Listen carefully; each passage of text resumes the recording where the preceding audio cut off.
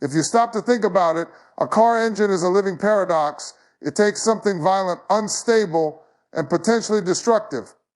Fire, combustion, explosion, and it turns that into forward movement, into precision. That's not just engineering, that's philosophy.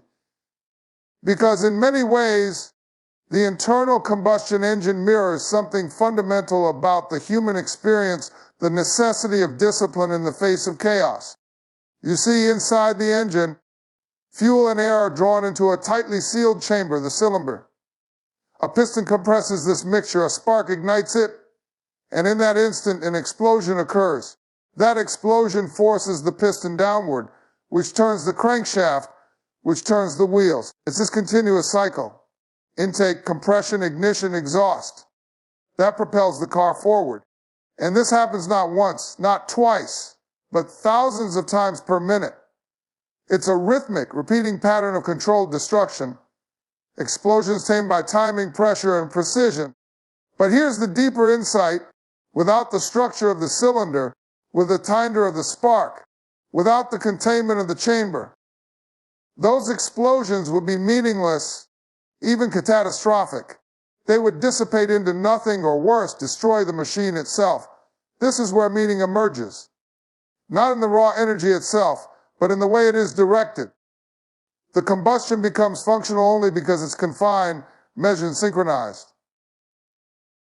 Now, if we step back and observe this from a human point of view, what we're really talking about is the idea that energy, drive, ambition, even anger is not inherently good or bad. What matters is how it's used. Discipline doesn't suppress passion, it channels it. The engine doesn't avoid fire, it depends on it. But it survives by controlling it.